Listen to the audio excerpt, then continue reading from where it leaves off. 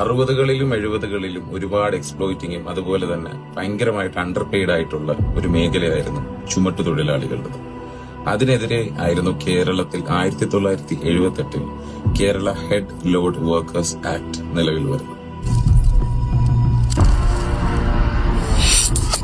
ഈ നിയമം നിലവിൽ വന്നത് തന്നെ ഇവരുടെ സുരക്ഷയ്ക്ക് വേണ്ടിയിട്ടായിരുന്നു. അതായത് രജിസ്ട്രേഷൻ നിലവിൽ വന്നു, അതുപോലെ സോൺ തിരിച്ചിട്ടുള്ള റൊട്ടേഷൻ നിലവിൽ വന്നു, അതുപോലെ തന്നെ ഒരു സ്ഥലത്ത് വർക്ക് ഉണ്ടെങ്കിൽ അതിന് വേണ്ടിയിട്ടുള്ള പേയ്മെന്റ് കമ്പൽസറി ആക്കി, എല്ലാവർക്കും ഫിക്സഡ് റേറ്റ് ആക്കി.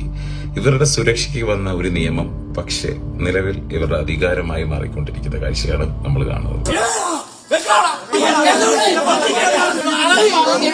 നിയമത്തിൽ പറയുന്ന റൈറ്റ് ടു വർക്ക് എന്ന് പറയുന്ന ഒരു സാധനമാണ് ഇവരിപ്പോ ഉരുട്ടി ചുരുട്ടി നമ്മുടെ നോക്കുകൂലിയായിട്ട് കൊണ്ട് നിർത്തി. കേരളത്തിന്റെ നോക്കുകൂലി കഥയ്ക്ക് നാഷണൽ അറ്റൻഷൻ കിട്ടിയ സമയത്ത് 2018 കേരള ഹൈക്കോർട്ട് പറഞ്ഞു നോക്കുകൂലി എന്ന് പറയുന്ന ഒരു എക്സ്റ്റോർഷനാണ്.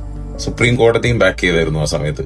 അതുപോലെ തന്നെ അന്ന് വ്യക്തമായിട്ട് പറഞ്ഞിട്ടുണ്ടായിരുന്നു, ഒരു തൊഴിലാളി ജോലി ചെയ്തിട്ടുണ്ടെങ്കിൽ മാത്രം വേതനം, ജോലി ചെയ്യാതെ വേതനം ചോദിച്ചു കഴിഞ്ഞാൽ അത് ക്രിമിനൽ ഒഫൻസ് ആണെന്നും.